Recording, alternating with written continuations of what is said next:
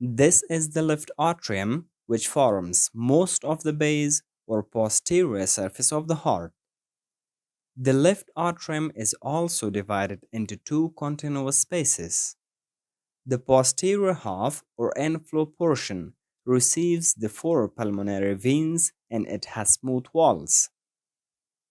And the anterior half is continuous with the left auricle and it contains musculi pectinati.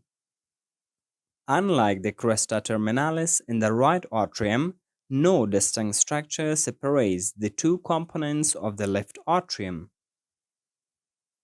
The interatrial septum is part of the anterior wall of the left atrium.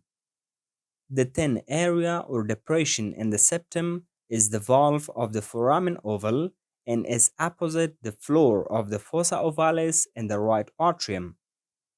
During development, the valve of the foramen oval prevents blood from passing from the left atrium to the right atrium.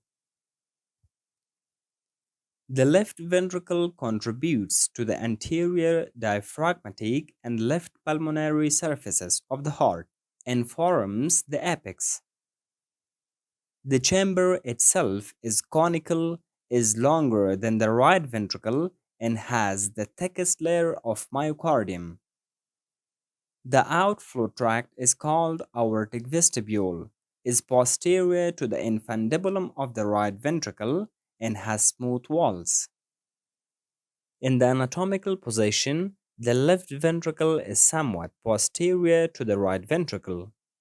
The interventricular septum therefore forms the anterior wall and some of the wall on the right side of the left ventricle. The septum is described as having two parts, a muscular part and a membranous part. The muscular part is thick and forms the major part of the septum, whereas the membranous part is the thin upper part of the septum.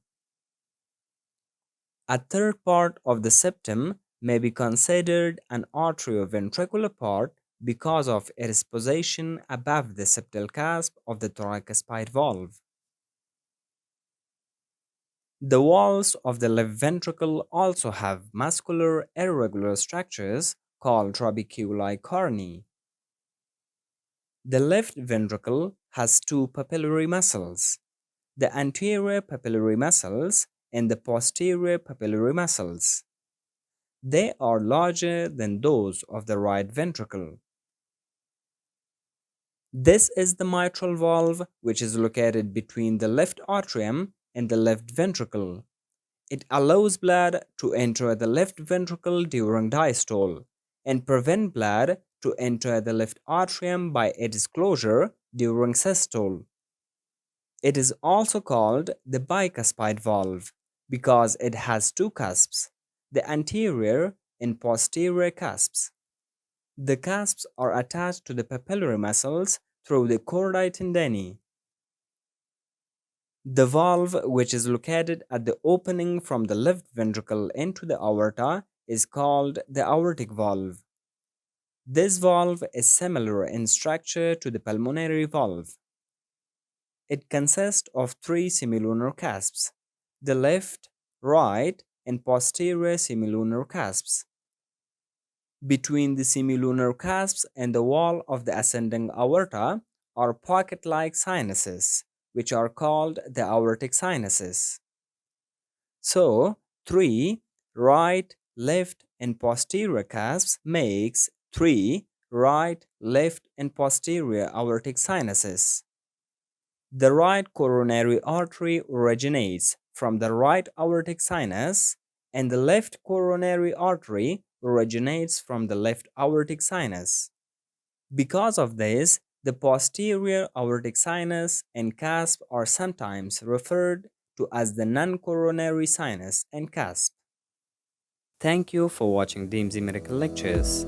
If you found this information valuable, please give us a thumbs up, subscribe, and share with others who may benefit. Remember, knowledge is the key to good health. See you in the next video.